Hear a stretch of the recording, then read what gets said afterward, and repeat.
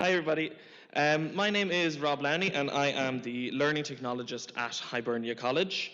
I'm here today to share our story, our journey in moving to using Moodle to host and manage all of our continuous assessments. Unfortunately, my colleague Hilary Roach was unable to join me today, but she has provided her voice to the presentation, so we're going to hear from her first.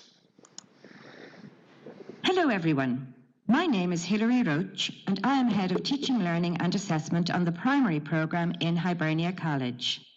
Since the year 2000, Hibernia College has been providing both blended and online learning programmes, leading to professionally accredited qualifications. We provide initial teacher education for graduate students wishing to pursue a career in teaching. There are Professional Masters in Education, or PME, programmes for both primary and post-primary levels. The programmes are 2 years in duration. 45% of the PME programme is delivered in an online environment via content and webinars. 55% of the programme comprises face-to-face experiences at day-long seminars, principally on Saturdays. There are also 24 weeks of school placement over the course of the programme. Students are located in all areas of the country, as you can see from the map. We provide online continuous professional development courses for practicing teachers. We have recently received the go-ahead to introduce a BSc programme in general nursing, and we also offer a PhD programme.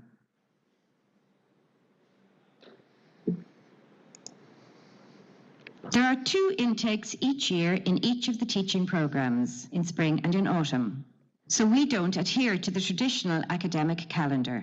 Our 1,600 students are located throughout the country, as I mentioned, and in addition, because of the nature of the programme, we have some 300 assessors who are also located nationwide and beyond.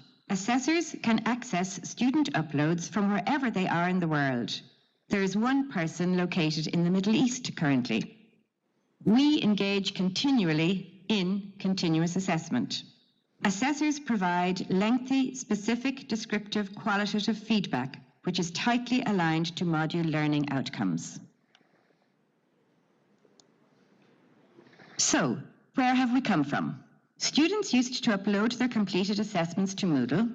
Assessors conducted a bulk download of the approximately 30 submissions that had been assigned to them and embarked on the grading process. They completed individual feedback forms in Word. The marks for individual sections of the submissions and any word count penalties to be applied were entered on Excel spreadsheets. The feedback forms and the spreadsheets were returned to the program administrator as attachments by email. The administrator then compiled the spreadsheets and manually cross-checked the feedback forms, of which there could have been up to 400. Submissions were selected for moderation. These included the work of failing students, as well as a representation of the variety of grade levels assigned by different assessors. These were then emailed to the moderator. The moderator completed the relevant report, amended student feedback as appropriate, and completed another Excel spreadsheet. This was then returned to the program administrator. Late penalties, where appropriate, were applied. The program administrator dragged and dropped the individual feedback forms to Moodle. The results were then released to students. There was a lot of manual work involved, with the associated potential for errors, particularly when dealing with such large numbers. Thank you very much, Hilary. So clearly our process was not as efficient as it could or should have been, and therefore it needed to change. So we looked to Moodle for that change, and in particular, what we wanted to do was we wanted to make the grading process smoother for assessors, module leaders, moderators, and program administrators, the key stakeholders in the process. Very importantly, we wanted to reduce the reliance on the myriad of documents for capturing and storing feedback and marks. And then we also wanted to create a sense of a shared space, the shared ownership of the continuous assessment process, so that all of those parties could see the role that they played in the process, and so that the communication between them and the college could be strengthened, because as we know, the college is based in Dublin and our assessors are located around the country.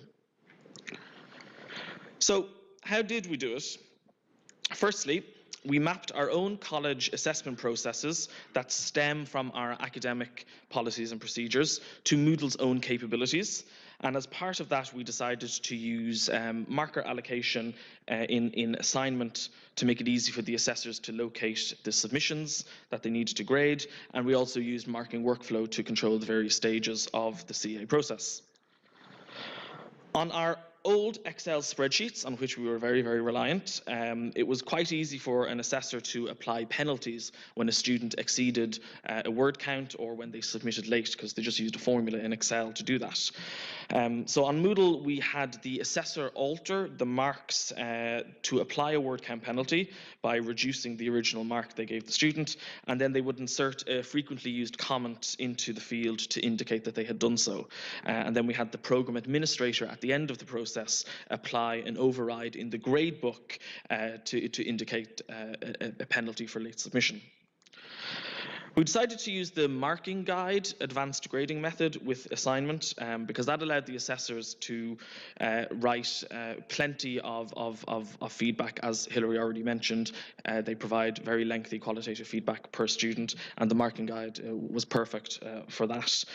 We also converted all our old Excel spreadsheets and Word feedback forms to marking guides.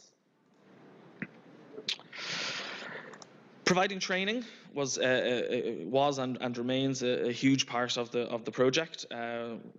Providing training to 300 assessors located around the country was vital. We gave them step-by-step written instructions, various training webinars. We offered one-on-one support sessions as well. We showed them how to use the various features of assignment and the marking guides, and we also trained them on how to use the Urkin text matching tool, which we also deployed to Moodle during this period. Similarly, our program administrators are key people in this process, and they needed step-by-step guides, they needed training workshops, and ongoing support and troubleshooting in using assignment and gradebook. Our academic, administrative, technical, and finance staff members all came together in a working group to develop new SOPs and processes to document and agree a streamlined process for using Moodle to handle continuous assessments.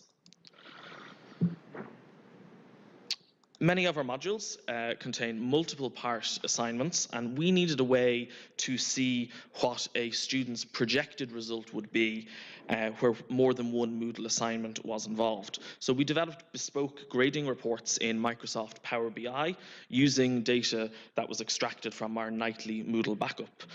We used the SQL code from the plugin Export Component Grades as a basis for the report because it could show the kind of the low-level individual marks that the assessor had awarded students. It was a really, really useful plugin. I think Marcus Green is talking about it at some stage as well. Grade moderators required ongoing training and training sessions in how to edit the marks and the feedback.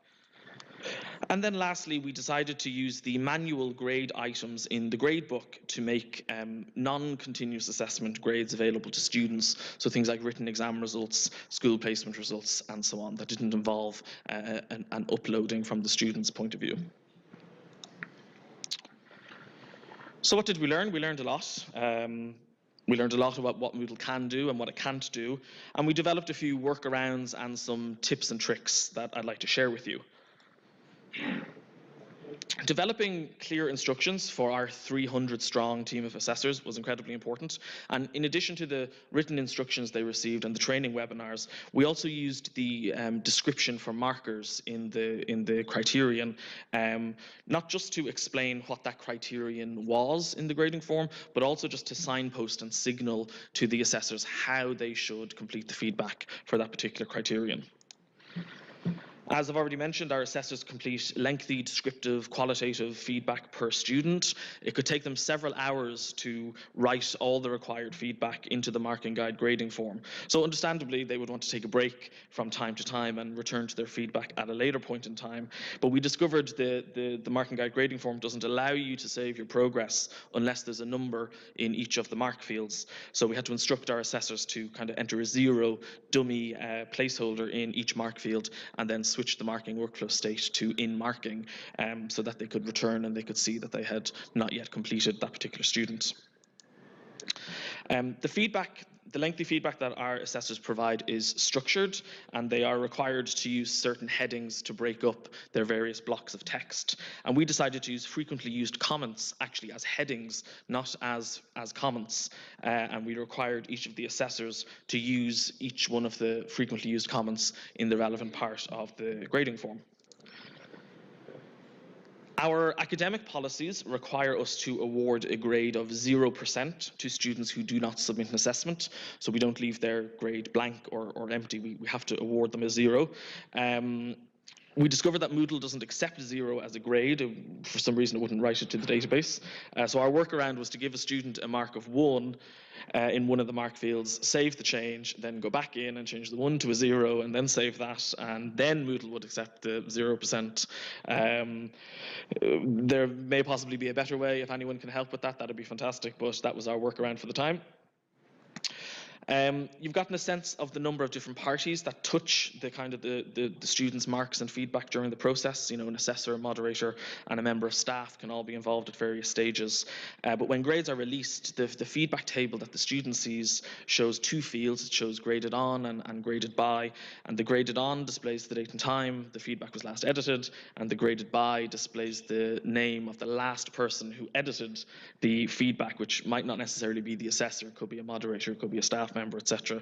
So as a temporary workaround, we had to ask the assessor to write their name in the general feedback comments area at the bottom of the grading form, so that the student could at least see in there who their assessor was. And then lastly, our academic policies allow for students to be granted submission extensions under certain circumstances. So the existing extension feature works perfectly fine in assignment for that. But students also have a right to make a late submission on top of an extension. And in order to enable that, we used a combination of user overrides and extensions to give students a cutoff date on top of an extension. So we'll just hear from Hilary one last time. We replicated the original feedback form online so as to minimize the change initially for the assessors. We were interested to hear that fears we may have had for the adoption of the new format did not materialize. Module leaders can now drop in as the work is in progress to consider how the assessors are doing. This is particularly useful where first-time assessors are involved and can be provided with some ongoing feedback as they complete the first few assignments. Where an assessor may be having difficulty with an aspect of a student's work, then both the module leader and assessor can look at the same work from their various locations and engage in a professional conversation. The role of the moderator is still the same as it was, but emailing attachments to and fro no longer occurs. Moderators can access and amend feedback and marks where appropriate. The role of the program administrator has changed, with more focus on the efficient progress of the work and less on the manual inputting of grades. And you can see there just a selection of some of the comments from the assessors, which were generally very, very positive. They found it more efficient, user-friendly, time-saving, and less likely to make a mistake because they weren't jumping between all these various different documents. The project obviously resulted in an increased use of Moodle, which was great to see. So we had 300 more active users among our faculty, and it was great to see that Moodle was able to bring these different faculty members closer together. They're dispersed around the country, but they were brought together in a shared workspace, fulfilling different roles. And then this obviously had a related effect on their own digital capacity. So the digital capacity of our faculty improved. They became much more comfortable with using technology, and therefore this also helped them develop their own skills. And then lastly, now that we're using Moodle to handle all of our continuous assessments and grading, it's laid a foundation where we can do more with assessment on our modules, and this is where we're looking to go now. So already we've plans to kind of divide up our assessments into smaller assignments and award different weightings and have the gradebook handle all of that. We want to introduce some formative assessments that a student needs to complete before doing a summative assessment. We're interested in looking at outcomes and bringing that into the grading as well. I'd be interested to hear from anyone who has experience of using outcomes. So this is it's really just the beginning. Now we're kind of looking to the future and looking at enhancing our assessments with Moodle. So, Gurmila Mahagwiv Galer, I'm happy to take some questions now.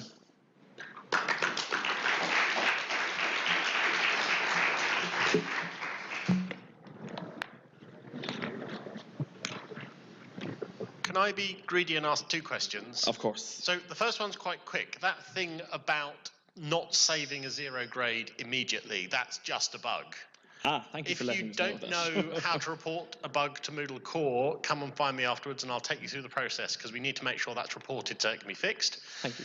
That's the easy one. The other one, I may have missed this just because I was making notes. You said you were using additional custom grade items to show students grades earned outside Moodle. I missed how those grades were getting into the gradebook. Was that an import or manual rekeying? Yeah, that was just an import. So they were already in an Excel spreadsheet from elsewhere, and then they were just obviously formatted in the right way and imported straight into the gradebook. Great, thank you very much. Thank you.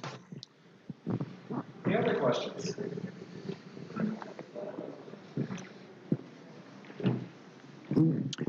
Hi, Rob. If you have assessors around the country, how did you do training for them? Did you just provide documentation, or was there online training, or did you bring them all into a room? It was online training mostly, so they received various different documents and instructions. We held regular training webinars. Webinars are a huge feature in our college anyway, being a blended learning program. So we scheduled a lot of webinars, and then we had one-on-one sessions with anyone else that needed some additional assistance, and that could have been over the phone or over Skype or something like that. So it's a combination of different things. Hi there. In the gradebook, are you just putting the final module mark, or have you got room to put in component parts that make up a final module mark as well? Sorry, I didn't quite get that. Sorry, in the gradebook, are you just putting the final module mark, like the overall mark, or is there opportunities to put in multiple things that might make up a module mark, if you see what I mean? I mean, like individual ILO marks and things like that. Yes, yeah. So say in one of our modules, for example, 4 different assignments make up the module total, and there's all different weightings applied. So they're seeing all of the component marks in the gradebook, and then the final module mark as well. So all that information lives in the gradebook and then gets published to the students through that process. Exactly, and that's where students go. They don't go into an SIS to get their grades or something like that. They only do it in Moodle. Brilliant, thank you. Thank you. I think we're going to have to move on. So, Ross, thank you so much. Thank you very much, Rob. Great presentation.